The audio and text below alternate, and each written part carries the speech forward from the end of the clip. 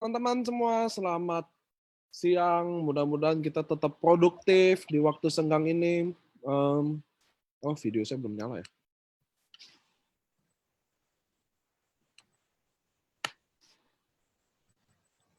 Halo teman-teman, saya mau info tadi pagi saya share bahwa perusahaan Airi yang perhotelan yang murah itu, kalau Airi yang sewa-sewa itu udah tutup.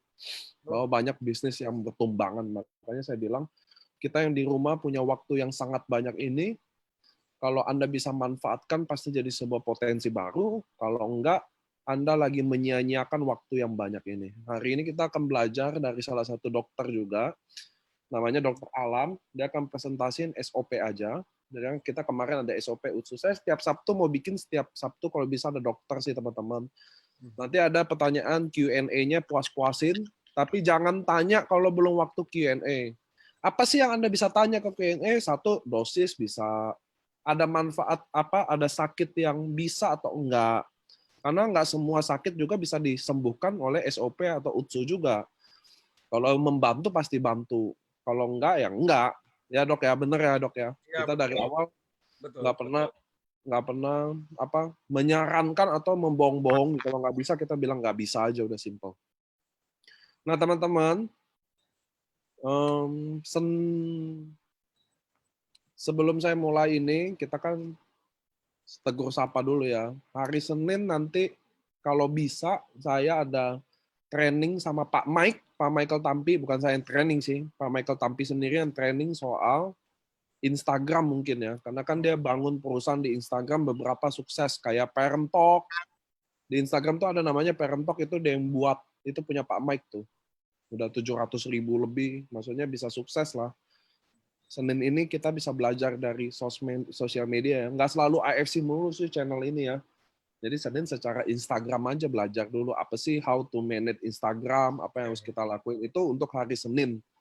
Jadi kita nanti mau masukin modul-modul juga yang nggak selalu AFC melulu kok. Jadi nanti mungkin ada pembicara tentang personal branding dan lain-lain. Nah betul, Pak Mike langsung yang bawa. Senin jam berapa? Selalu jam 3. Ini saya lagi coba dulu ya, takut kalau nggak bisa Senin mungkin di hari Kamis atau Jumat gitu. Tapi sebisa mungkin hari Senin. Oke teman-teman, hari ini terima kasih yang udah datang. Buat teman-teman yang online di Facebook juga saya mau info bahwa pertanyaan Anda di Facebook nggak bisa saya baca. Karena kami nggak login di Facebook. Itu cuma jumper doang dari Zoom ini ke Facebook. Jadi apabila teman-teman mau nanya, masuk ke Zoom ini, atau Anda minta tolong, mungkin ada yang udah masuk di Zoom, tolong tanyakan pertanyaan Anda. Selama itu nggak bisa. Dan pertanyaannya nanti di sesi question and answer. Dr. Alam biasa jelasin slide setengah jam, dari situ baru Anda tanya. Kalau Anda tanya sekarang, saya, dokter dan saya nggak akan jawab, Bu. Kenapa? Karena mengganggu. Kita lagi presentasi, ini nanya. Gitu ya. Terganggu dong pasti ya. Maksudnya makan sambil main tenis meja, nggak bisa. Jadi nanti dulu tanyanya, tahan dulu di sesi. Oke, saya akan opening.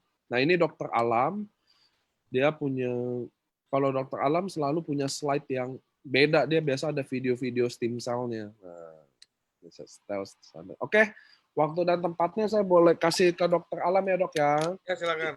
Nanti kalau next info aja ya.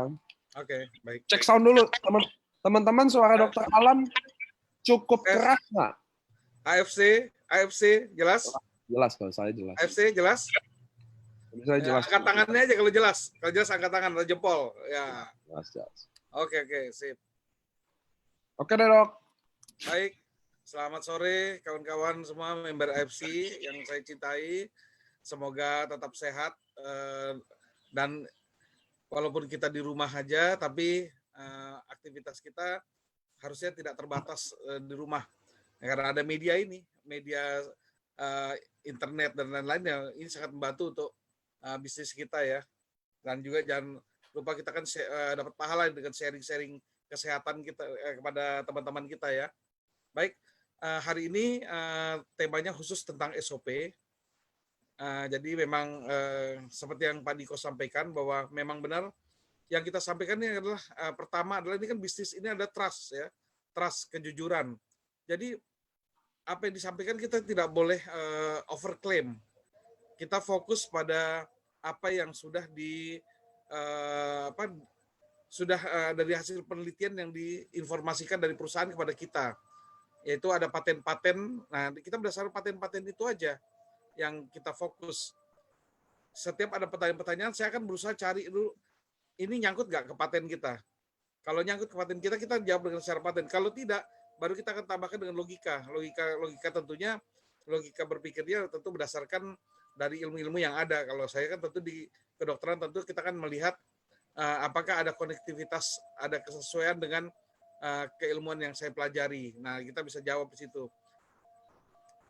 Dan di sini di dunia kedokteran tidak ada yang istilahnya harus pasti seperti itu ya. Jadi misalnya pada saat orang menggunakan suatu produk, semua yang terjadi di A akan terjadi di B. Tidak juga, karena manusia itu unik. Nah, di sini bedanya, dan di sini makanya kita tidak bisa juga pukul rata. Kita mungkin bisa 80% bilang bahwa kejadian yang akan dirasakan oleh A akan dirasakan juga oleh B. Tapi yang 20% ini yang bisa berbeda, dan ini yang perlu dipahami uniknya manusia ya, seperti itu. Baik, lanjutnya. Oke, lanjut Pak Niko. Ya, ini adalah pertanyaan pembuka kita untuk masuk ke pertanyaan-pertanyaan berikutnya ya. Jadi kenapa kita sakit? Nah, ini suatu yang lazim. Memang manusia itu ya selalu ada pasangannya siang malam. Nah, termasuk sehat dan sakit. Nah, sakit ini bermacam-macam. Tentunya kalau dari WHO dibilang kita tuh sehat itu definisinya adalah sehat fisik, jasmani ya, dan juga rohani juga. Jadi kita harus sehat keduanya, baru seimbang, baru bisa kita dibilang sehat gitu. Nah, kenapa kita sakit? Oke, lanjut Pak Niko. Ya, sebelum menjawab pertanyaan kenapa kita sakit, mari kita lihat dulu ada 10 penyebab kematian terbanyak di dunia. Ini diambil tahun 2016, tapi sebenarnya dari tahun ke tahun tuh nggak terlalu banyak beda. Kalau kita melihat mungkin 20-30 tahun yang lalu, nah baru ada perbedaan itu. Perbedaannya di mana? Kalau kita baca di nomor 1, nomor 2, nomor 3 ya, yang jantung, stroke, penyakit paru, pernapasan, Alzheimer, dan lain-lain, ini kebanyakan sebenarnya didominasi oleh penyakit yang berhubungan dengan penuaan. Makin tua kita, makin banyak penyakit yang akan hinggap. Kalau apa? Kalau kita memang tidak bisa menjaga pola makan kita, pola hidup kita, dan lain-lain. Penyakit yang umumnya hinggap saat ini adalah penyakit-penyakit jenis degeneratif. Apa itu penyakit degeneratif? Penyakit degeneratif adalah penyakit yang berhubungan dengan penuaan. Ya, berhubungan juga berarti dengan penuaan sel-sel kita. Dan ujungnya adalah kematian-kematian sel kita. Jadi jumlah sel kita ini sudah ada konstanta tertentu, sudah permanen ya. Misalnya kurang lebih si A ini mempunyai 70 triliun sel dalam tubuhnya. Maka kurang lebih berarti dia harus menjaga itu konstan agar bisa 70 triliun itu tetap ada dan bekerja dengan baik. Nah, dengan seiring waktu, sel-sel itu sendiri punya usia hidup, dan disitulah sel-sel itu akan ada yang mati, dan tugas kita adalah menggantikan sel mati itu dengan sel-sel baru, tentunya dengan yang kinerjanya tidak lebih rendah daripada yang mati. Jadi harus yang bagus juga, yang sel-sel bagus juga yang ini yang bisa menggantikan sel-sel mati tersebut. Oke, lanjut Pak. Oke, ini dia tadi saya sampaikan bahwa untuk sakit itu ada 2 jalan. Satu adalah proses dari dalam, yang kedua ada proses dari luar. Kalau dari dalam tentu karena proses penuaan yang terjadi dalam diri kita. Penuaan itu akan membuat sel-sel kita menjadi rusak dan kemudian bisa mati. Kematian sel-sel inilah jika terjadi banyak sekali sel yang mati akan mengganggu kinerja organ dan jaringan. Nah, manusia ini hidup adalah karena kerjasama antara organ dan jaringan ini bekerja dengan baik. Kalau gangguan terjadi pada sistem organ dan jaringan ini terganggu, maka kita akan jatuh pada kondisi di mana kemampuan tubuh untuk bekerja itu jadi sangat rendahnya, dan akhirnya kita menjadi sakit, dan ujung-ujungnya bisa bila terjadi kegagalan di banyak organ, maka terjadi kematian. Oke, lanjut. Nah, tadi saya bicara soal tentang umur sel. Boleh Pak diklik lagi Pak, biar keluar semua nih. Ya, oke. Umur sel ini berbeda-beda ya, sesuai dengan fungsinya ya. Jadi sel jantung ini kan sel jantung adalah organ vital ya, yang utama ya dalam tubuh juga. Nah, dia punya daya hidup itu selnya itu 25 tahun. Jadi kalau ada orang usianya saat ini 60 tahun, kurang lebih itu sel jantungnya sudah 2 kali berganti tuh. Sudah diregenerasi 2 kali. Nah, apa yang terjadi kalau pada saat proses regenerasi itu, tubuh kita justru tidak mampu menyiapkan bahan baku untuk membuat sel yang baik. Atau pada saat pembentukan sel, terjadi kesalahan-kesalahan akibat kemampuan kita yang berkurang menyebabkan sel itu terbentuk tidak sempurna. Tentu kerjanya juga tidak sempurna, dan itu akan menurunkan fungsi dari jantung itu sendiri. Demikian pula sel kulit. Itu usianya 21 sampai 28 hari. Maka kalau kita mau melihat perbaikan pada sel kulit, jika kita melakukan terapi pada sel kulit, kita harus melihatnya di atas dari 28 hari, karena sel-sel baru itu baru menggantikan setelah 28 hari. Gitu. Sel paru juga demikian, bisa dibaca sendiri. Sel darah merah 120 hari atau 4 bulan. Ini juga alasannya kenapa kalau orang donor darah tidak boleh sering-sering. Saking dermawannya saya bilang, saya pengen donor darah setiap minggu sekali. Ya nggak boleh. Kenapa? Pada saat saya mendonorkan darahnya sekian sekian mililiter atau sekian cc, tubuh itu harus diberikan kesempatan untuk menggantikan dengan sel darah yang baru.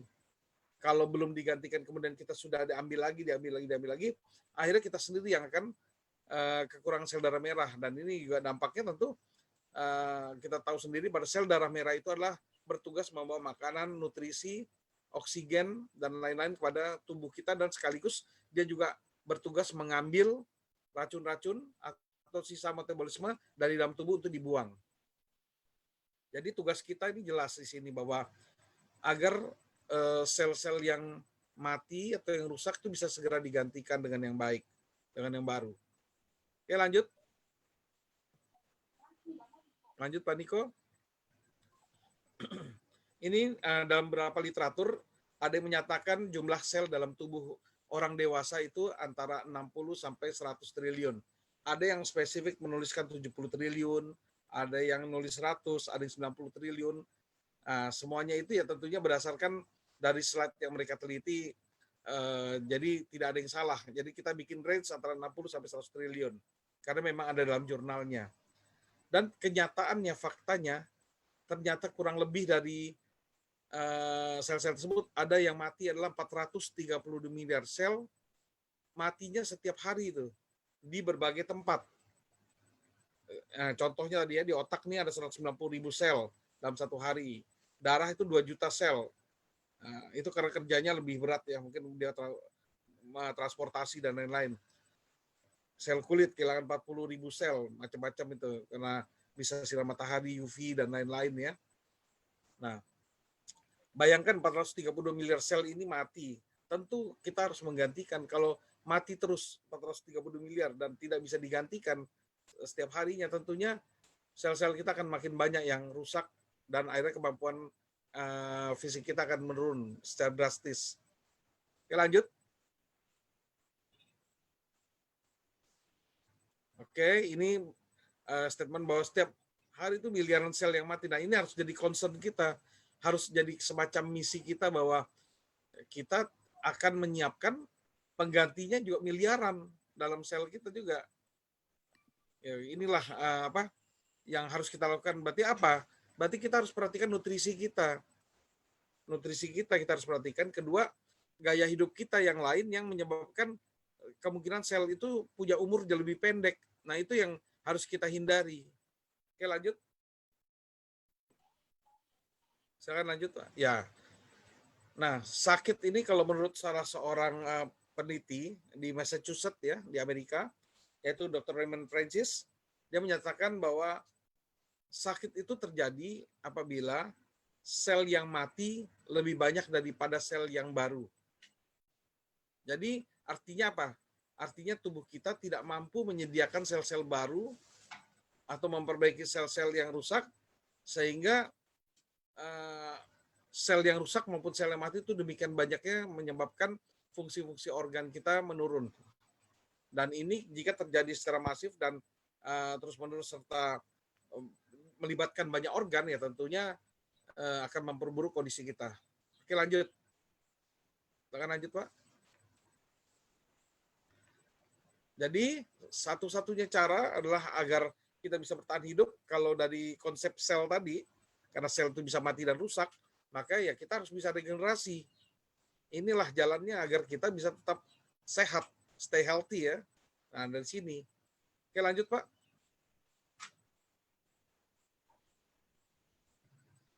Apa yang terjadi jika kita gagal melakukan regenerasi? Tentu jaringannya rusak, organ tidak fungsi, hubungan sistem antara organ, antar jaringan, hormon, dan lain-lain juga akan terganggu. Oh ya, perlu diketahui ya, hormon juga itu kan terbuat juga, serta enzim terbuat dari asam amino ya. Jadi artinya nantinya memang nutrisi inilah yang kita perlukan untuk sebagai bahan baku untuk pembentukan sel, enzim, dan hormon bagi tubuh kita. Oke, lanjut, Pak.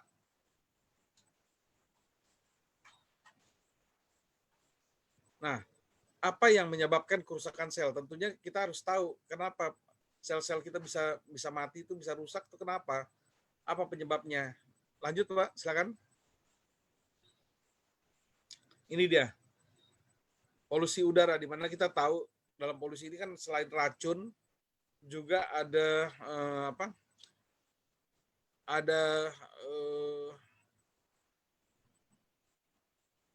ada radikal bebas ya. Ada radikal bebas juga yang tugasnya dia adalah mengambil elektron dari sel itu sehingga nggak stabil, dan sehingga sel-sel kalau nggak stabil itu ya dia akan rusak, dia akan mati. Kedua, makanan tidak sehat bisa karena disebabkan adanya pengawet-pengawet. Minuman juga demikian,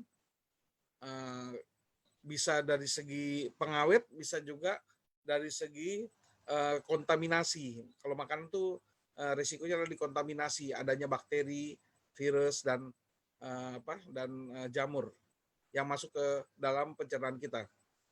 Nah, pengawet sudah disebutkan. Pestisida ini berupa toksin, racun. Bisa saja sebenarnya kayak di sayuran-sayuran yang kita beli kelihatan bersih, padahal masih ada sisa pestisida pada saat ditanam yang lalu, mungkin masih ada akumulasinya, dan itu yang terkumpul dalam tubuh kita, dan akhirnya suatu saat akan menyebabkan kita sakit. Karena sel-sel kita jadi mati karena keracunan. Keracunannya pelan-pelan, tapi terakumulasi. Jadi akhirnya suatu saat, pada saat jumlahnya sudah mencukupi untuk membunuh sel-sel kita, maka sel kita akan mati.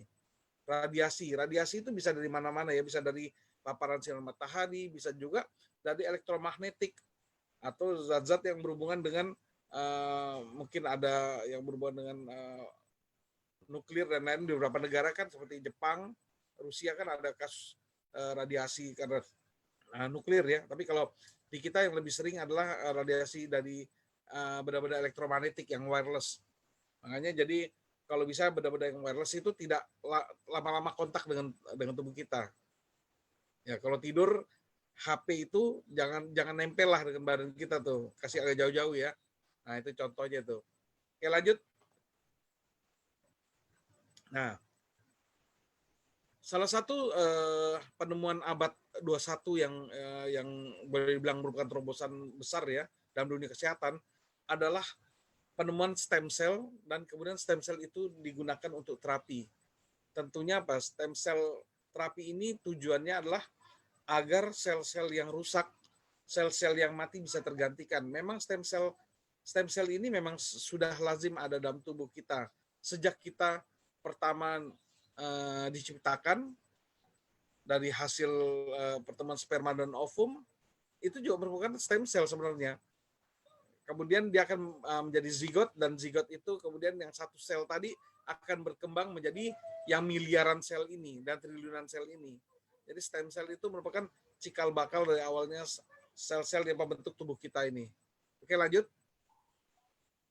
Nah, mungkin sebagian besar di sini adalah karena sudah member dan mungkin sudah sering mendengar stem cell, tapi mungkin saja ada beberapa yang anggota baru yang belum pernah mendengar tentang stem cell.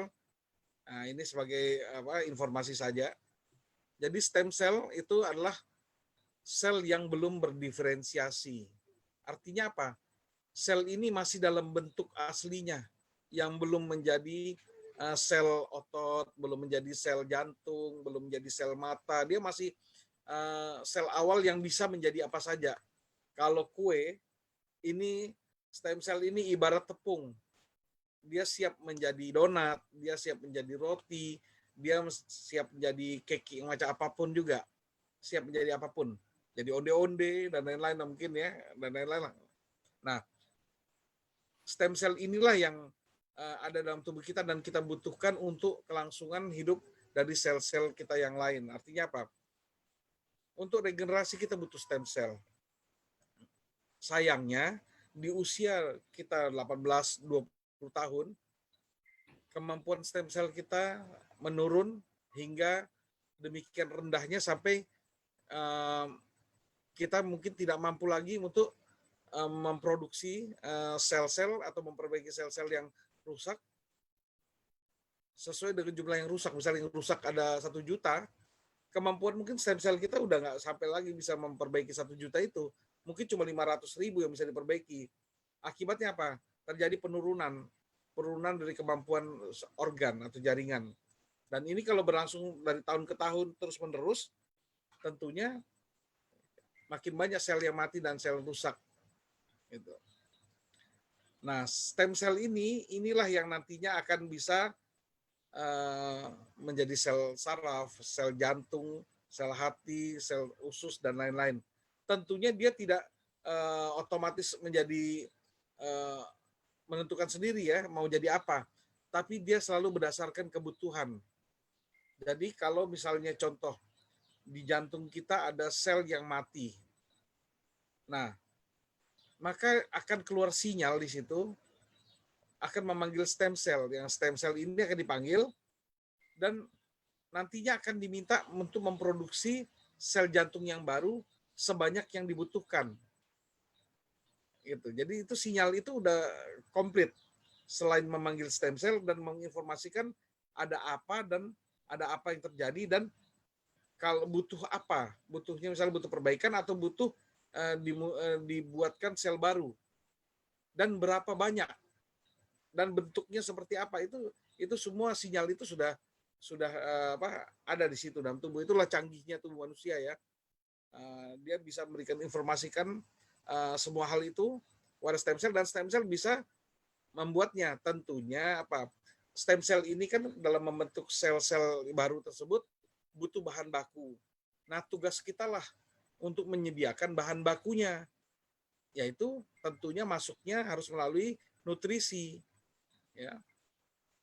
Di sini makanya penting sekali bahwa kita menjaga nutrisi kita agar bukan hanya seimbang, tapi memang sesuai dengan kebutuhan. Makanya ada disebut juga namanya dalam dunia kedokteran atau dunia medis atau dunia ini ya, gizi ya, yaitu adalah asam amino esensial ya. Ada asam amino itu bahan-bahan pembentuk protein, enzim dan hormon yang esensial, yang penting, sangat penting. Ada yang nggak dibutuhkan dalam tubuh, tapi yang ini yang dibutuhkan dalam tubuh harus wajib kita siapkan. Makanya sekarang kan industri berlomba-lomba ya, industri makanan tuh berlomba-lomba bagaimana mereka mencari sumber-sumber disebut juga superfood ya. Superfood di mana 1-2 jenis makanan yang kalau kita makan sudah bisa mencukupi hampir mungkin 80% kebutuhan nutrisi. Nah, ini sulit cari superfood. Nah, untungnya ya dari AFC ini kita berhasil mendapatkan 1 buah superfood yang Mudah-mudahan memang ternyata terbukti bisa membantu tubuh kita untuk memenuhi kebutuhan bahan baku pembentukan sel-sel kita sehingga kita menjadi lebih sehat. Oke, lanjut Pak. Ini dia nih, tadi disampaikan bahwa memang pada usia 18 tahun ke atas tuh udah mulai kemampuan stem cell kita berkurang sehingga mulailah berdatangan berbagai penyakit yang berhubungan degeneratif seperti stroke, jantung koroner, Alzheimer, diabetes, dan lain-lain. Lumpuh itu adalah salah satu hasil akhir dari stroke atau gangguan pada persarafan. Oke, lanjut. Menurut Kaplan, PhD, stem cell ini merupakan sel penyembuh yang ada di seluruh tubuh kita. Jadi ini yang bilang terobosan abad 21 adalah ditemukannya stem cell, dipahaminya kerja stem cell, dan ternyata bisa untuk membantu tubuh kita menjadi pulih dengan sendirinya. Maksudnya pulih dengan sendirinya artinya apa? Kita pulih dari dalam dengan memberdayakan stem cell ini. Oke, lanjut. Ini kurang lebih tampilan stem cell di bawah mikroskop elektron. Oke, lanjut, silakan. Apa guna stem cell? Nah, kita harus tahu juga guna stem cell. Oke, lanjut Pak, silakan. Mungkin lanjut aja yang kedua, lanjut. Ya, ini dia. Saya bikin simple saja jadi 5R. Repairing, replacement, regenerasi, rehabilitasi, rejuvenasi. Nah, ini wajib ya dihafal ya oleh semua member FC agar bisa menjelaskan kepada teman-teman apa itu stem cell dan fungsinya. Jadi repairing, memperbaiki sel. Tentunya yang teringan adalah memperbaiki sel. Jadi kalau sel rusak, stem cell itu akan datang ke sana dan menilai ternyata bisa diperbaiki, maka yang dilakukan oleh stem cell adalah memperbaiki sel rusak tersebut. Tentunya memperbaikinya dengan apa? Dengan menggunakan bahan baku yang dari nutrisi yang masuk ke kita tadi, yaitu yang kalau kita ini dengan minum SOP ini bahan bakunya berarti kita sudah mencukupi untuk siap memperbaiki sel-sel rusak gitu ya oleh stem cell. Tapi kalau ternyata sel-sel rusak ini demikian beratnya sehingga tidak mungkin diperbaiki, maka yang dilakukan adalah pilihan kedua yaitu replacement. Terpaksa digantikan dengan sel yang baru. Dan ini pun terjadi juga bukan hanya sel yang rusak yang sudah parah, termasuk juga pada sel-sel yang sudah mati. Dia akan di-replacement, akan diganti dengan yang baru. Yang ketiga adalah regenerasi. Regenerasi ini memang secara artian umum adalah digantikan ya sel-selnya. Tapi kalau di sini saya mengambil arti adalah regenerasi ini dalam hal menyusun kembali. Karena sel-sel dalam tubuh kita tuh teratur. Ada yang bentuk untaiannya seperti ini, ada yang susunan ya dan lain-lain. Nah, itu semua kan punya template, punya bentuk khas gitu ya. Nah, kita harus mengembalikan bentuk tersebut, susunan tersebut ke semula. Kalau di bangunan kan kita punya blueprint ya, setiap membangun tuh harus punya blueprint sehingga nanti pembangunan akan sesuai dengan blueprint tersebut. Nah, di tubuh kita juga sudah ada blueprintnya, yaitu dalam kromosom kita tuh sudah ada susunan-susunan bahwa manusia tuh harusnya seperti ini, susunan jantung nanti selnya seperti ini, lapisan pertama, lapisan kedua, lapisan ketiga untuk kulit susunannya seperti ini. Nah, itu semua template-nya sudah ada. Nah, stem cell akan mengikuti template tersebut dan kemudian menyusun kembali, mengembalikan susunan-susunan itu ke standarnya semula. Tentunya dengan begitu kita akan jadi lebih sehat dan lebih bugar. Yang berikutnya adalah rehabilitasi. Ini terjadi kalau dalam satu organ di mana sel-sel yang rusak sedemikian banyaknya. Boleh dibilang misalnya contoh 70% sel dalam satu organ rusak. Nah, atau fungsinya, kita nggak bilang persentase dari segi jumlah, tapi fungsinya sudah 70% rusak. Nah, ini stem cell akan bertugas mengembalikan fungsi tersebut. Tentunya bertahap. Nah, disinilah yang kita harus paham bahwa sakit saja itu butuh waktu. Maka untuk pulih pun butuh waktu. Jadi mohon bersabar. Kadang-kadang ada orang baru satu box, udah menanyakan bahwa kok belum ada perubahan ya? Nah, sakitnya aja udah 5 tahun, udah 15 tahun, mau berubah dalam satu box gitu. Ya tentunya banyak hal yang mesti diperbaiki. Dan terkadang tidak juga langsung bisa melaksanakan perbaikan. Kenapa? Contoh kita mau membangun suatu bangunan gitu. Bangunan misalnya. Nah, kadang-kadang kita mesti merobohkan sebagian dulu, kemudian baru menyusun kembali. Kalau dalam bentuk tanah, misalnya kita mau bangun gedung, terkadang tidak bisa langsung membangun gedung. Kenapa? Ternyata kita harus membersihkan dulu. Ternyata di bawahnya itu ternyata batu-batuan keras dan lain-lain, sehingga kita kesulitan untuk bangun fondasi. Sedangkan fondasi ini dasar yang utama untuk membangun gedung. Fondasi harus kuat. Nah, demikian pula kesehatan. Fondasinya harus kuat agar tidak mudah sakit kembali. Nah, untuk mengeluarkan, untuk membersihkan itu berarti kan harus digali dulu dan dikeluarkan batu-batuan keras yang mengganggu nanti fondasi tersebut. Nah, ini boleh diibaratkan adalah proses detoksifikasi atau body adjustment. Jadi kita akan mengambil gangguan-gangguan yang ada di tanah itu untuk dikeluarkan dulu, dan proses mengeluarkan itu juga butuh tenaga, butuh energi, dan juga butuh kesabaran, butuh waktu, dan prosesnya juga tidak nyaman. Makanya bisa terjadi orang yang tadinya kesannya sakitnya ringan, kemudian dia minum SOP dengan tujuan agar lebih fit, ternyata kok malah jadi kesannya tambah parah gitu. Karena itu proses mengeluarkan detox-detoxnya itu juga nggak mudah, itu udah terakumulasi tahunan, dan mungkin juga sudah banyak toksin-toksin yang berat-berat di situ. Nah, proses mengeluarkan itu juga menyebabkan ketidaknyamanan, boleh dibilang juga bisa saja terjadi malah ada istilahnya sampai muncul manifestasi yang berat, bisa saja. Cuma umumnya dia tidak akan bertahan lama, umumnya 3 hari, ada yang mengalami prolongnya sampai panjang, bisa sampai 7 hari, ada yang lebih sedikit tapi ya.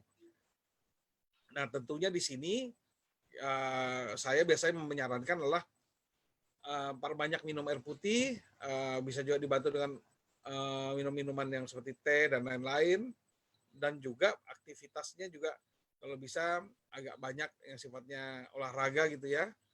Tentunya disesuaikan dengan kondisi tubuh ya, jangan terlalu yang high impact gitu.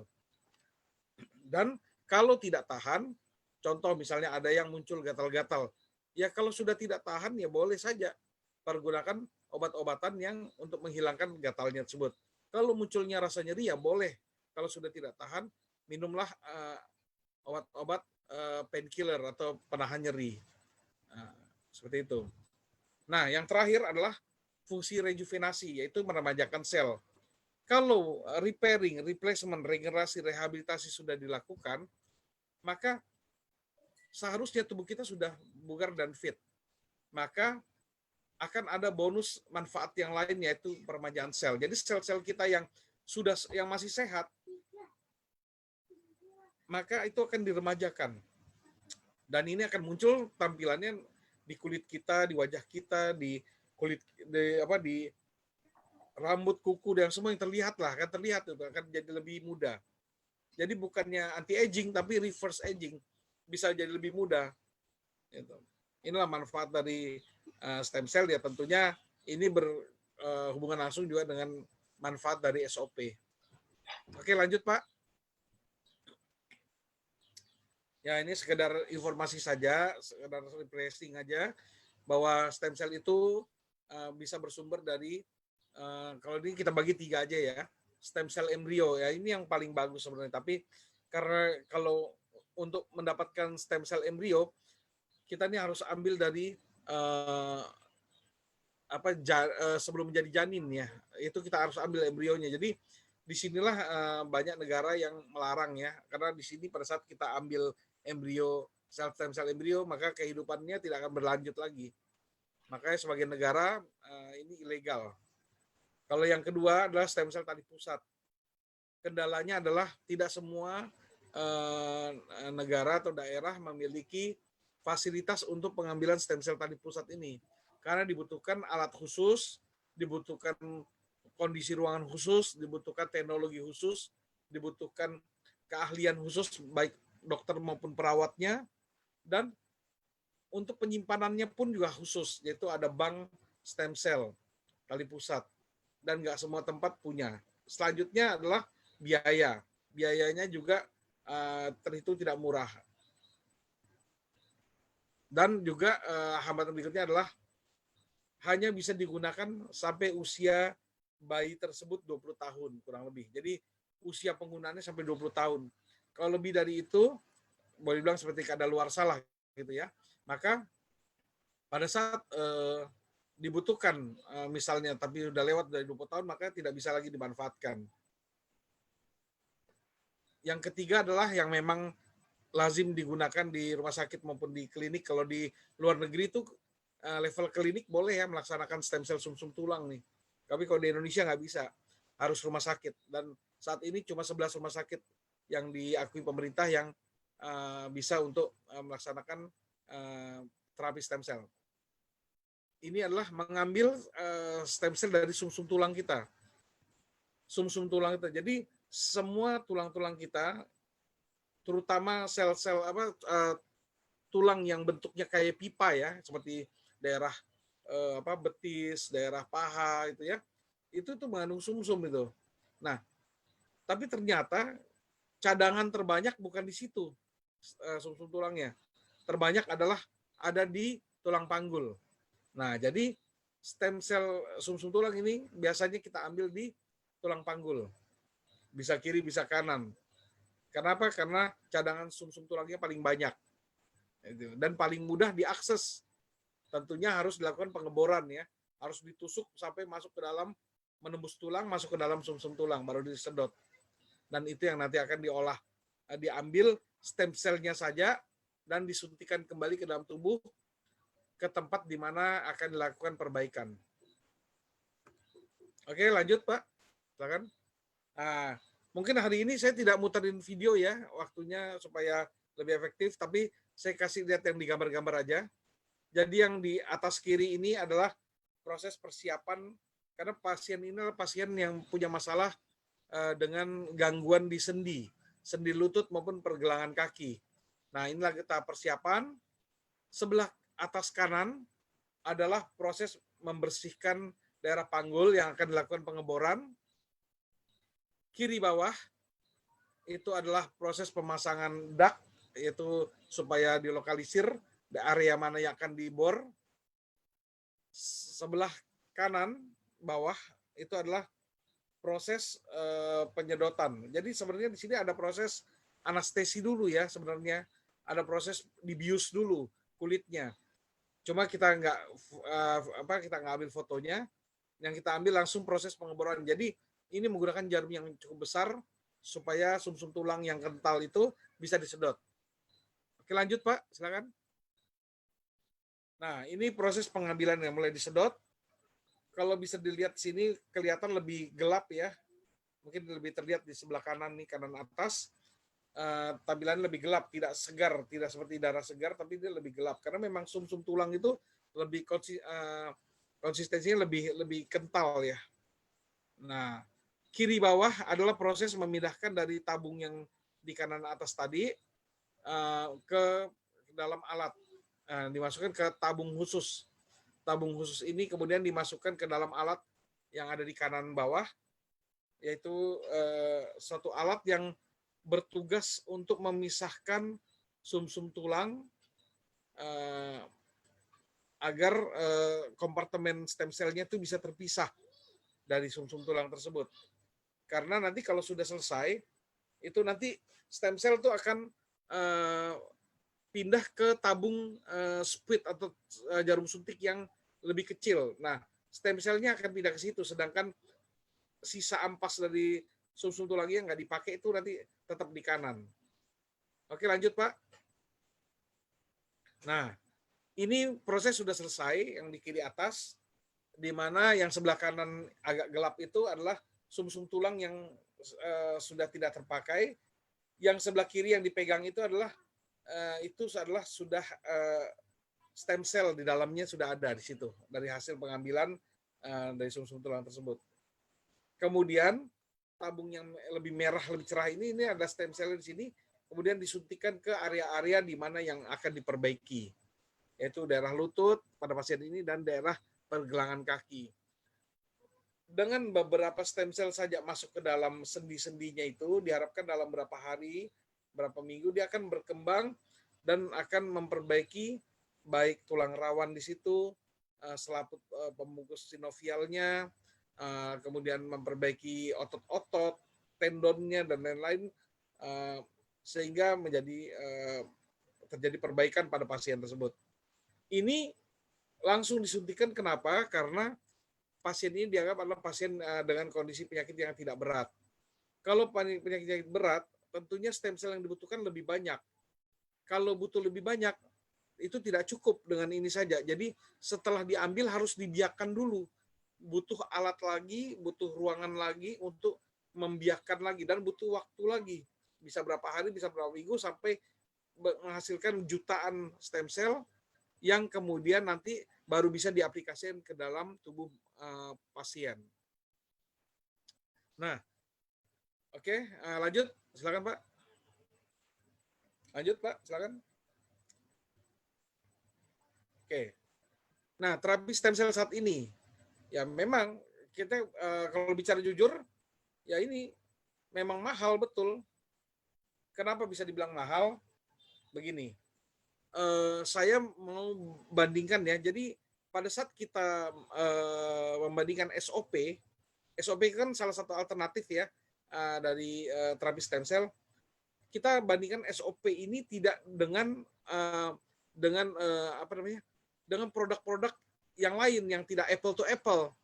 Jadi kita nggak bisa bandingkan SOP dengan misalnya multivitamin yang termahal sekarang, misalnya gitu, apalah gitu ya. Nggak bisa. Karena multivitamin itu beda dengan produk kita SOP. Jadi kita kalau mau bandingkan SOP adalah bandingkanlah dengan stem cell terapi yang ada saat ini. Itu apa? Yang secara di rumah sakit itu apa? Di rumah sakit itu stem cell yang tadi yang saya perlihatkan tadi ya. Nah, kalau mau tahu dari segi harganya ya begini rumusnya. Setiap kilogram berat badan kita itu kalau ingin pemulihan, kita membutuhkan 1,5 sampai 2 juta stem cell per kilogram berat badan. Kita ambil aja yang mudah, yaitu 2 kilogram ya. 2 juta stem cell setiap kilogramnya. Kalau berat badan saya 80 kilogram, berarti saya butuh berapa ini untuk memperbaiki atau memperbaiki seluruh tubuh saya? Ya tentunya butuhnya adalah 80 kg dikali 2 juta stem cell. Berarti saya butuh 160 juta stem cell untuk seluruh tubuh saya. Untuk seluruh tubuh saya. Nah, biayanya berapa? Saat ini biaya untuk menghasilkan atau memproduksi satu stem cell itu adalah Rp2 per stem cell. Berarti saya butuh 160 juta stem cell dikali Rp2. Saya butuh berarti 320 juta rupiah untuk sekali terapi. Untuk whole tubuh ya, seluruh tubuh ya. Nah, tinggal dikali saja berapa kali saya harus terapi. Umumnya 3 kali, bisa sampai 5 kali. Ada juga mungkin yang sampai lebih. Karena ada yang rutin juga. Nah, bayangkan, kalau saya 3 kali saja, berarti saya sudah lebih dari 1 miliar. Saya harus siapkan uang untuk permak tubuh saya dengan stem cell. Kalau secara klinis. Nah, kalau dengan SOP, tentunya lebih ringan. Kedua, kenapa tidak stabil? Tidak stabil ini bukan berarti secara medis artinya mereka jelek bekerjanya, tidak. Tapi memang sifatnya kan sel ini kan ada usianya. Dan ini banyak sekali step-stepnya untuk menyiapkan stem cell ini.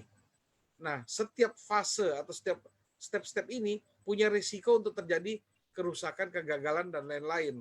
Nah, ini makanya tidak bisa saja satu step punya masalah, maka yang lainnya akan bermasalah ke depannya. Jadi memang banyak sekali faktor pengganggunya. Kalau di SOP kan tinggal kita buka, kita makan, semuanya nanti proses terjadi di dalam tubuh. Pengganggunya sudah sangat kurang dibandingin kalau kita olah dulu di luar, baru nanti disuntikan ke dalam. Nah, pengolahan luar ini yang banyak masalahnya juga. Nah, ketiga ya ada yang bilang sakit. Kenapa sakit? Ya ditusuk-tusuk itu ya gimana punnya, saya juga sebagai dokter juga mendingan saya menusuk daripada saya ditusuk gitu ya. Saya lebih suka menusuk, menyuntik atau ini daripada saya yang disuntik tentunya.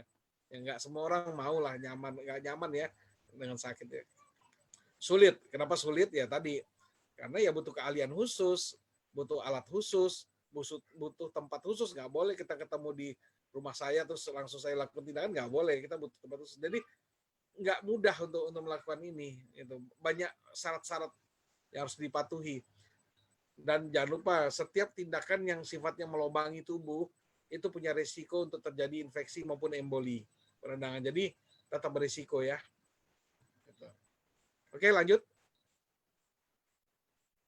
Lanjut Pak Niko. Ya, oke, ini alternatif stem cell-nya. Oke, lanjut Pak, silakan. Ya inilah yang termudah, yang terenak ya inilah SOP 100 plus. Nah, tinggal sobek aja kan. Tinggal sobek, masukin mulut.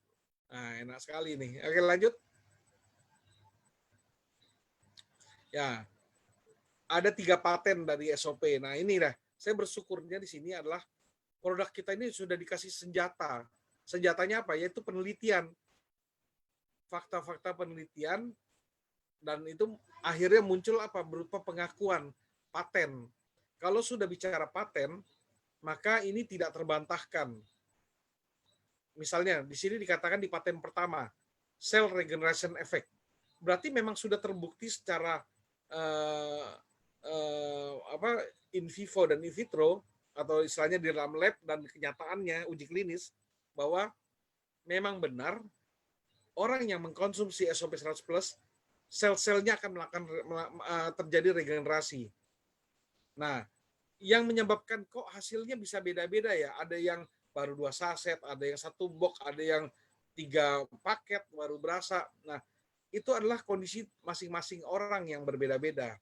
Jadi kepastian di sini dipatenkan bahwa dipastikan bahwa sel akan mengalami regenerasi jika kita minum SOP 100 plus, akan mengalami itu. Tapi hasilnya bisa terjadi perbedaan ya karena variasi kondisi tadi, tergantung dari ya kondisi berat ringan penyakit, adanya komplikasi yang banyak atau tidak, sudah seberapa kronisnya. Kemudian usia juga biasanya lebih mudah, lebih cepat pemulihan misalnya. Itu banyak faktor. Atau juga gaya hidup juga menjadi faktor yang menyebabkan perbedaan antara cepat atau tidaknya respon itu dirasakan. Respon tubuh terjadi, perbaikan terjadi, cuma ada orang sudah merasakan, ada yang belum merasakan. Ada limitnya yang batasan-batasan tertentu yang kalau sudah lewat angka ini baru orang terasa. Ada yang belum. Ambang batas itu beda-beda. Nah, inilah yang menyebabkan variasi dan ini harus dipahami oleh member dalam menyampaikan kepada calon pengguna, yaitu akan terjadi perbedaan yang tidak bisa disamakan antara satu dengan yang lain. Sama-sama penderita diabetes, sama-sama sudah 7 tahun. Kok yang satu cepat pulih, yang satu belum? Nah, ternyata komplikasinya lebih banyak yang satu. Ternyata gaya hidupnya yang satu tuh masih belum benar, yang satu sudah mengontrol diri dan lain-lain. Itulah yang membedakan ya. Atau penyakit penyerta lainnya. Itu. Oke, lanjut Pak. Paten kedua. Nah, tadi kita bicara pertama adalah paten pertama adalah sel-sel kita bisa diregenerasi. Dan itu dipastikan dengan paten ya. Jadi kita berani ngomongnya itu. Yang kedua, faktor penting dalam tubuh kita adalah darah. Kenapa? Darah itu kan transport kan. Makanan yang kita makan semua harus mencapai seluruh tubuh kita. Sampai ke area-area yang terjauh. Yang paling perifer kalau kita bilang ya. Di kedokteran itu bilang yang paling perifer itu harus ke bagian darah. Ujung rambut itu harus ke bagian darah. Nah, itu ya. Rambut, bulu kaki, bulu apa segala itu harus ke bagian apa? darah, dan tugas darah itu harus sampai ke sana. Berarti tidak boleh ada hambatan, harus mudah dicapai. Berarti syaratnya apa? Pembuluh darahnya harus bagus, jalanannya ya. Kedua, sel-sel darahnya jumlahnya cukup. Ketiga, kinerja dari sel darah merahnya sendiri harus bagus. Kenapa? Karena sel darah merah itu kan dia ada Hb di situ, hemoglobin. Dia mengikat oksigen, dia harus mampu mengikat oksigen dengan jumlah yang optimum, yang paling maksimal, yang optimum lah. Kita nggak ada maksimal ya, yang paling optimum. Jumlah oksigen yang paling optimum, membawa makanan yang paling optimum. Dan jangan lupa setelah menyampaikan semua makanan oksigen ke seluruh bagian tubuh, ada tugas yang kedua dari darah pada saat dia kembali, yaitu membawa sisa-sisa metabolisme maupun racun-racun dan lain-lain apapun juga dari bagian tubuh itu untuk dikumpulkan dan dilakukan pembuangan. Pembuangan ini ya tentu yang utama ya adalah melalui urin. Kalau darah tuh karena dicucinya di ginjal ya, jadi akan lewat ke ginjal dan di situ disaring semua yang toksin, semua yang harus dibuang itu akan keluar di situ, dibuang oleh melalui urin. Dan darah naik lagi ke atas, siap bekerja lagi mengangkat makanan dengan sudah bersih dia, darah bersih lah gitu ya. Nah, jadi kita di sini penting sekali menjaga agar darah kita harus baik. Dan di sini ternyata SOP punya kemampuan itu, bisa mengimprove blood circulation. Nah, ini hal penting. Jadi kombinasi yang baik sekali antara nutrisinya disiapkan, kemudian pekerjanya diaktifkan itu stem cell-nya, kemudian transportasinya juga dan pembuangannya juga diperhatikan.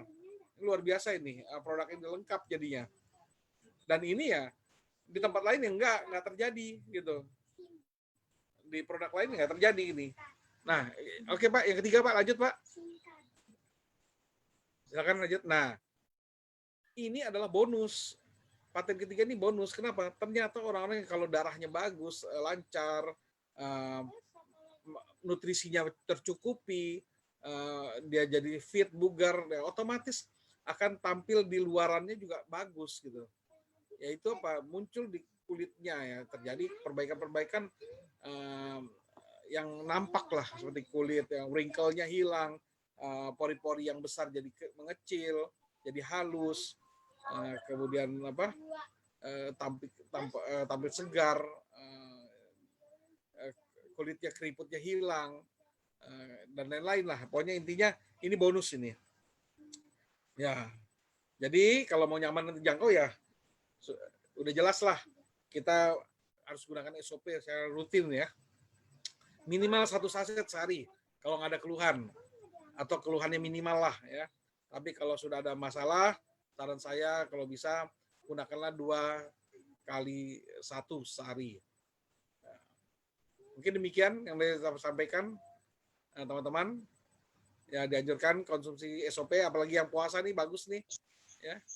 Oke, teman-teman semua. Oke, demikian. Terima kasih. Oke, mungkin ada sesi pertanyaan berapa menit, Dok? Dokter bisanya? Saya dengar dokter lagi mau ada aktivitas ya. Iya, tadi sebenarnya saya terus terang mau jalan tadi. Mungkin 10 menit aja Pak Niko, nanti sisanya 10 menit ya. Saya cek nanti di chat ini. Nah, jadi teman-teman baru saya jawab nanti. Ya, teman-teman tetap tanya. Nanti kita akan dokter akan jawab versi back office gitu ya. Jadi 10 menit yang bisa ditanya di sini, sisanya ini. Nah, waktu sisanya nanti saya lihatnya teman-teman mungkin bisa ada training atau apa ya. Oke deh, Dok, kita akan mulai jawab pertanyaan. Oke. Ini apa saya aja yang baca ya? Saya baca ya, udah, langsung aja ya. Boleh kalau gitu. Oke. Dari Mbak Rani nih, dokter mau tanya riwayat diabetes pernah tifus, sekarang ada rasa panas di perut sampai ke dada. Terkadang perut perih, biasanya gejala apa? Nah, ini masalah nyeri atau panas di daerah perut dada ini, apalagi terutama daerah tengah-tengah ini, memang bisa banyak faktor ya. Bisa bermasalah dengan lambung, yaitu berarti asam lambung, tapi bisa juga dengan faktor lain yang kita juga belum tahu ini. Pasien-pasien GERD juga mengalami hal yang sama, ya seperti ini. Pasien jantung juga umumnya juga mengalami perasaan seperti ini. Jadi ini belum begitu belum begitu jelas sebenarnya. Apalagi kalau disambungkan dengan diabetesnya ini kelihatannya belum koneksinya agak lebih masih diffuse ya, masih rancu ini. Terus terang saya belum bisa jawab ini kenapa terasa panas ya. Kalau yang paling umum sih memang produksi asam lambung yang mungkin bermasalah. Tapi karena ini kan nggak bisa dijawab di sini ya, nggak bisa kayak konfirmasi dua arah gitu. Saya tanya Baradi jawab itu langsung nggak bisa gitu. Jadi di sini kemungkinan besar kalau saya bisa jawab adalah perlu diperhatikan mungkin ada masalah dalam produksi asam lambung mungkin. Gitu. Kalau memang pasien tersebut tidak mengalami masalah dengan seperti jantung. Oke, berikutnya. Oke, sebentar, coba saya cek.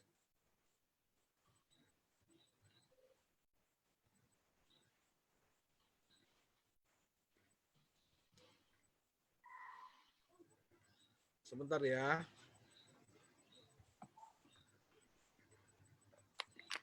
Ini dari DC. Dok, saya punya teman keluhannya punya mah akut, asam lambung selalu naik jadi mal terus. Kalau makan rasanya sampai dada. Punya kolesterol juga. Kalau mah sih sudah lama. Oh, pertanyaannya apa ini? Pada dasarnya begini, SOP itu adalah dia bukan obat ya. Jadi dia bukan menyembuhkan satu hal khusus ya, satu keluhan dia tidak. Dia tuh membuat tubuh kita menjadi fit, menjadi kembali ke settingan awal, di mana kalau settingan awal manusia ya seharusnya kondisinya adalah sehat sempurna. Jadi dia mengembalikan semua settingan itu ke kesempurnaan gitu loh. Nah, jadi tentunya kalau terjadi perbaikan itu, maka fungsi-fungsi sel-sel yang atau organ atau enzim dan lain-lain yang menjadi maksimal. Jadi kalau ada misalnya sesuatu yang terjadi over, misalnya asam lambungnya berlebih, maka di tubuh tuh punya mekanisme untuk mengurangi asam lambung tersebut. Entah produksinya yang ditekan atau dibikin menjadi suasana tubuhnya dibasah.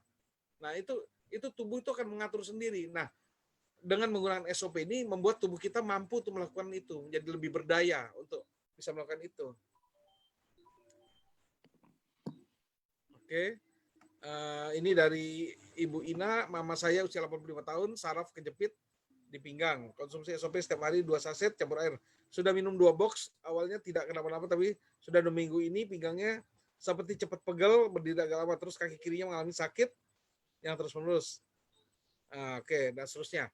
Nah, kalau saya bilang ini adalah satu bentuk respon ya. Respon artinya kalau mengalami malah jadi sakit ini umumnya adalah body adjustment atau penyesuaian tubuh, di mana berarti tubuh ini sebenarnya merespon SOP yang masuk.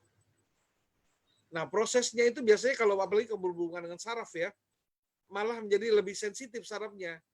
Nah, menyebabkan jadi lebih sakit dan lain-lain. Tapi kalau kita bertahan di sini, terus saja minum, lanjut, maka nanti akan berkurang dengan sendiri dan menjadi baik. Gitu. Jadi tetap bersabar saja dengan kondisinya, tetap perbanyak minum air putih juga, jangan hentikan SOP-nya. Gitu. Oke. Mama saya usia 74 tahun. Oh nih, apakah SOP bisa untuk anak Down syndrome dan alergi seafood? Ya. Kalau untuk anak Down syndrome sangat bagus untuk memenuhi kebutuhan nutrisi, karena ini kan adalah nutrisi.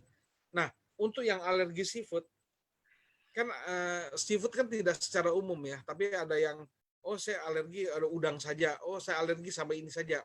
Nah, yang paling baik kita tahu adalah dengan mencoba dengan minimal saja dulu. Ya, kalau kita tahu bahwa dia punya alergi, ya mungkin bisa kita coba dengan setengah saset saja dulu. Sama kayak kita kalau orang beli kosmetik ya, lipstik dan lain-lain, takut alergi.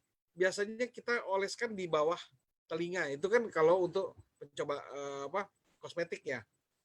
Kalau terjadi peradangan apa segala macam, gatal dan lain-lain, berarti nggak cocok. Nah, ya kita harus melakukan juga. Kita nggak bisa tahu ini kalau tidak dicoba. Nggak ada jalan lain untuk tahu adalah selain mencoba. Gitu. Tentunya baik bagi anak sindrom itu baik. Down syndrome baik sekali. Mama saya usia 74 tahun dari Bu Brigita nih sudah operasi angkat rahim 2016. Waktu itu keluarnya sakit perut bagian bawah, sering flek. Tidak kanker, tapi setelah angkat rahim sampai sekarang masih sering flek. Terutama saat kecapean, kata dokter, karena tidak ada hormon lagi jadi sensitif. Ya, flek itu biasanya keluar dari mulut rahim ya. Flek itu kan biasanya ada darah ini ya, darah berupa kayak stosel gitu ya. Ini kayaknya gini, harus dicari sumber fleknya. Memang betul mungkin keluarnya dari vagina, tapi kan ada dari atas ini rembesan dari mana yang perlu kita tahu. Saya terus terang nggak bisa jawab secara spesifik karena ini menyangkut sumber flek. Dan ini yang jelas SOP ini sangat baik bagi terutama usia-usia 74 tahun, pasti banyak masalah hal yang lain. Kalau saran saya tetap diberikan. Kalau bisa 2 kali 1 sehari. Dari Rosi Taningrum, Dok, apakah efektif SOP untuk pengobatan asma kronik? Ya, sangat efektif. Kenapa? Karena kan tadi saya bilang bahwa ini adalah bukan obat sebenarnya. Ini adalah nutrisi yang membuat semua kondisi sel-sel kita menjadi optimal. Dalam hal asma berarti sel-sel paru kita, termasuk juga kalau dasar asmanya adalah alergi, berarti komponen darah yang berhubungan dengan alergi juga itu akan disesuaikan. Tentunya bisa saja nih ya, bisa saja akan terjadi, ini bukan menakuti ya, tapi memang harus kita sampaikan. Bisa saja pada saat minum SOP dan sedang tidak anfal, ternyata malah muncul asmanya. Dan itu pernah terjadi beberapa orang, tapi kemudian mereda dan selanjutnya dia tidak pernah terkena serangan lagi. Artinya apa? Tubuhnya punya daya tahan untuk bisa mencegah asma itu muncul kembali. Kalau dibilang hilang ya kita nggak bisa bilang hilang, tapi yang jelas adalah tidak anfal lagi. Mau tanya Dok, ini dari Emil, mau tanya Dok, apakah SOP bikin HB darah jadi encer? HB tidak encer, yang encer itu adalah darah secara umum ya, konsistensinya. HB itu adalah meningkat. HB itu kan bertugas ini untuk di dalam darah dia bertugas untuk mengikat oksigen gitu.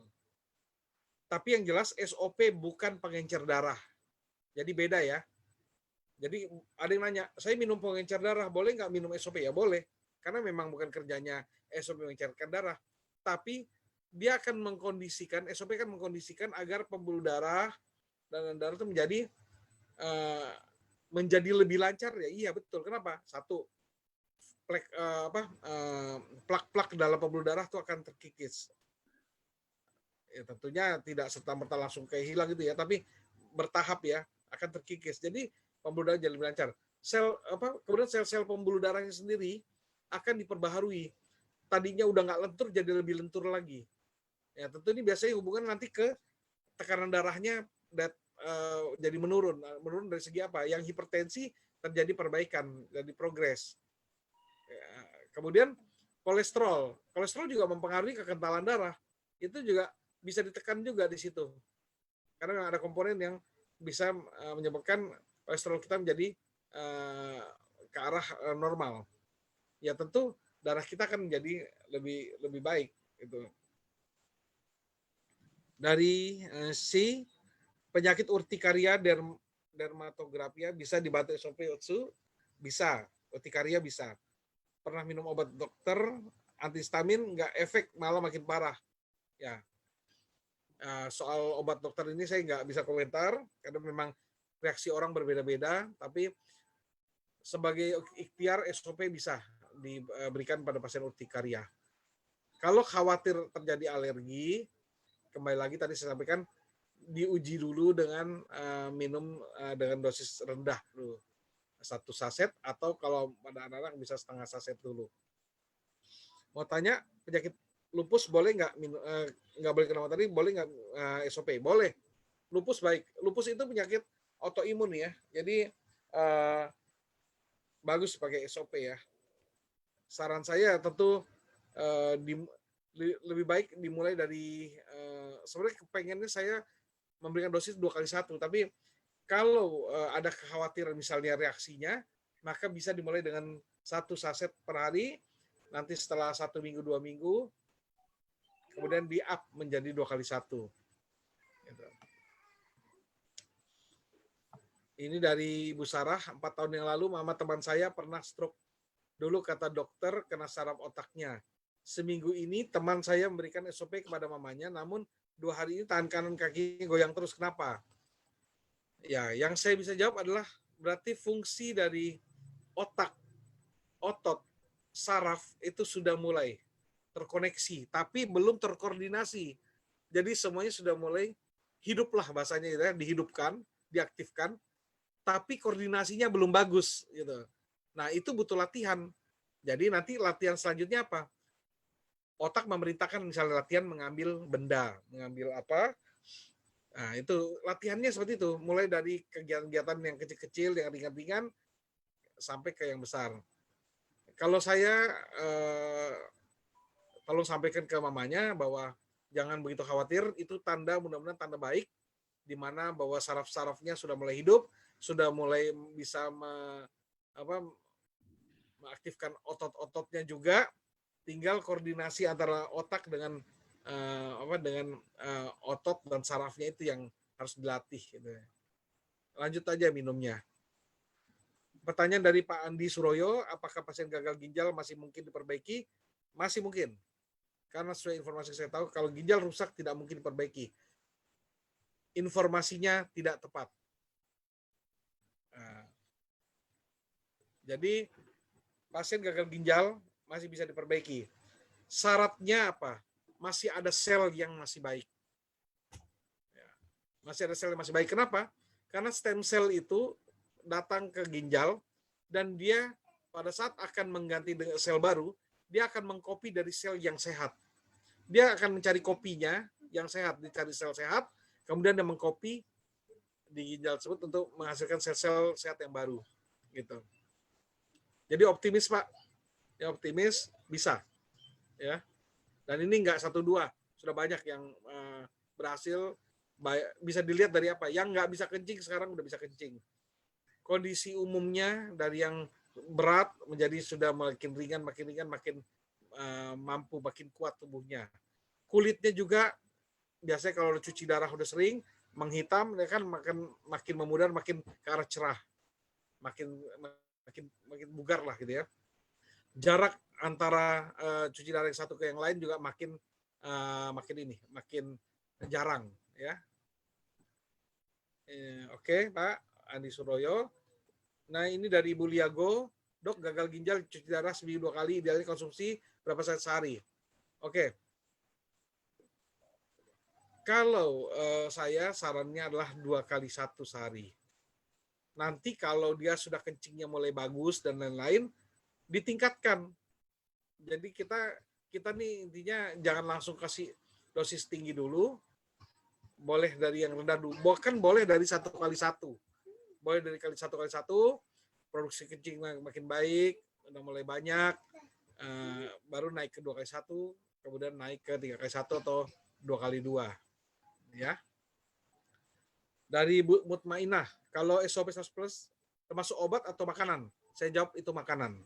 Kalau diminum setiap hari ada efek nggak ke ginjal? Ada. Efeknya adalah efek bagus, ya. Jadi boleh dikonsumsi setiap hari. Teddy Hilmawan, kalau hipertensi biasanya 200, sekarang minum amlodipin dan iberstan stabil 130 sampai bisa turun stabil. Kira-kira berapa lama dok terapinya? Dosis berapa lama? Untuk berapa lamanya saya tidak tahu, karena yang paling tahu adalah tubuh kita sendiri. Dosisnya berapa lama? Kalau dosis berapa lama saya tidak tahu berapa lama, tapi kalau saran saya gunakanlah 2x1 selama mungkin 2-3 bulan, Kalau sudah stabil benar, bagus benar, turun 1x1 boleh. Ya. Ya. Oke, Pak Niko, mungkin saya sampai ini dulu menjawabnya sampai Pak Teddy nih, Himawan. Selanjutnya yang di bawahnya nanti saya akan jawab secara offline ya, melalui email. Mohon maaf untuk yang belum dijawab secara langsung, karena saya ada keperluan. Terima kasih. Nah, ya nggak apa-apa. Dok, makasih buat teman-teman. Buat teman-teman bisa WA saya yang pertanyaannya belum dijawab nanti, karena nanti dokter Alam biasanya akan share. Ini saya copy nih Pak Niko, saya copy, saya pindahkan ke Word, jadi saya bisa jawab di ini nanti offline. Siap. Oke, makasih Pak. Nomor WA. Nanti minta upline-nya aja, pasti tahu nomor saya. Oke deh teman-teman, karena Dokter Alam lagi ada acara, jadi mau nggak mau saya hentikan sampai hari ini. Terima kasih yang udah datang, karena ya namanya juga seorang dokter ya teman-teman ya. Kita nggak bisa booking waktu, apalagi di situasi yang kayak begini. Kita semua terima kasih aja ada waktu yang dokter bisa bantu. Mudah-mudahan hari ini teman-teman bisa mendapat informasi yang lebih jelas, yang lebih bermanfaat, yang pertanyaan yang dijawab itu udah rezeki. Bagi yang belum, pertanyaan ini yang Anda tulis ini semua akan tetap saya balas, teman-teman. Caranya gimana? Hubungi upline Anda untuk minta nomor WhatsApp saya, atau langsung aja minta nomor WhatsApp saya tulis deh. Nah, di CE ini juga udah pernah ya lakuin ya. Saya kasih di chat ini, teman-teman. Siapa? Nah, saya udah kasih di chat WhatsApp saya. Nanti minta ke saya. Nanti semua pertanyaan yang belum dijawab, Zoom. Saya akan jawab. 9 ya. Oke deh teman-teman, acara hari ini ya pas lah 1,5 jam is oke. Saya mau terima kasih ke semua teman-teman semua yang udah datang acara hari ini. Jangan lupa Senin ada training Instagram dari pakarnya, yaitu Pak Michael Tampi. Dia punya beberapa perusahaan digital kayak Frame a Trip. Di Instagram Frame a Trip itu Dian Sastro sama Pak Mike join bareng. Terus ada Parent Talk, ada banyak deh nanti saya bikinin. Oke teman-teman semua, sampai jumpa di hari Senin. Senin itu nggak ada kayak AFC banget sih, nggak ada modul AFC, nggak, tapi lebih kayak bagaimana menggunakan Instagram gitu loh, biar kita dapat ilmu aja. Anda bisa ajak teman-teman Anda, anak-anak muda, Anda bisa ajak teman-teman Anda yang mau kepoin atau belajar tentang Instagram. Oke teman-teman, hari ini acara agak dini, karena dokter punya urusan yang lain, soalnya ya saya saya sih sangat hargai itu, karena zaman pandemi kayak gini mungkin dokter-dokter susah nyesuaiin waktunya. Kita juga doain buat teman-teman kerabat dokter di AFC, karena di AFC ada ribuan dokter yang lagi fight di corona, kayak waktu itu speaker Dokter Buana juga di rumah sakit dia, Dokter Trevino juga waktu itu saya ketemu. Jadi banyak banget kita Dokter Amrin yang kemarin bawain acara juga saya lihat dia di bandara lagi jagain buat karantina pasien corona itu ya teman-teman ya. Makanya kita rata-rata dokter kita lagi fight. Jadi kita mohon pengertiannya bagi yang belum terjawab. Itu nomor WA-nya, nomor WA saya udah kasih, Anda bisa tanya. Oke teman-teman semua, terima kasih hari Sabtu ini. Mudah-mudahan happy weekend. Bagi yang udah mau persiapan buka, yang lagi puasa, selamat berpuasa. Saya juga lagi puasa. Terus bagi yang belum produktif, ingat teman-teman, saya bukan mau selalu motivasi orang, tapi saya mau bilang bahwa pandemi ini masih panjang teman-teman. Bukannya masalah negatif atau positif, tapi kita harus do something. Kita harus do something. Bukan lagi soal Anda jual konsumsi produk mencegah corona, bukan lagi, tapi saya mau kasih tahu teman-teman mulai ajak berbisnis. Kenapa? Karena orang sekarang udah nggak peduli lagi corona atau enggak. Sekarang orang lebih peduli lapar atau enggak. Bisnis lagi hancur-hancuran di mana-mana. Saya tadi pagi baru sharing bisnis Airi yang aplikasi sewa rumah, apartemen gitu, sekarang udah tutup. KFC tutup. Adidas tutup. Jadi saya mau bilangin ke teman-teman, Anda boleh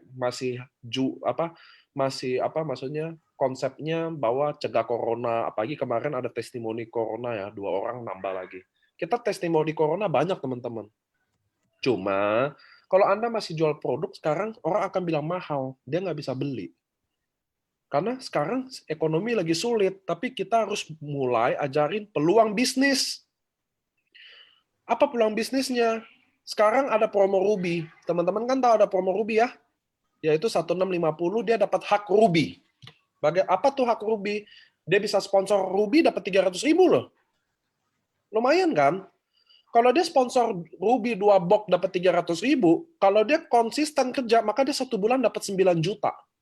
300.000 kali 30. Di luar pairing loh. Itu baru sponsor loh teman-teman. Jadi teman-teman bayangin nggak? Kalau Anda modal 1650, jual 2 box setiap hari dapat 9 juta. Kalau 2 box nggak bisa, jual 1 box 1 hari dapat 4,5 juta loh. Di luar sponsor. Maka ketika Anda menawarkan peluang bisnis ini, maka tidak ada yang bilang tidak ada duit. Kenapa? Karena semua orang mau lakukan ini. Taruh 1,50, besok dapat 9 juta. Atau paling dapat 4,5 juta. Tapi semua akan tidak ada duit kalau Anda cuma jelasin manfaat produk dan harganya berapa? 1,650. Udah nggak ada yang mau beli dong. Justru Anda harus kasih tahu kenapa dia harus beli 1,650, kenapa dia harus beli 3,3, kenapa dia harus beli 19,8 juta. Anda harus bikin alasan itu. Teman-teman, di pandemi ini, di kuartal bulan Mei ini, sales perusahaan ternyata naik lagi. Jadi kita kemarin Maret tinggi, April turun 12%, ternyata di Mei bagus lagi, stabil lagi. Artinya kita bukan selamat, artinya kita cepat berinovasi. So, teman-teman yang belum berinovasi, yang masih ketinggalan, yang masih maksudnya berjuang untuk hari ini, masih struggle, tetap bertahan, tetap berjuang, tapi saya mau kasih tahu, coba konsep idenya diganti. Coba terangin dong 300.000 kali 30, dapat 9 juta. Hanya dengan closing 1 hari 2 box, kita punya waktu 24 jam. Saya sehari tidur 3 jam, 4 jam. 3 jam paling banyak lah. Jadi maksud saya teman-teman, kita punya waktu banyak banget. Yuk kita produktif. Saya masih banyak yang nggak tahu SOP. Oke, dari saya itu doang. Saya nggak mau panjang kali tinggi karena ini bukan sesi saya.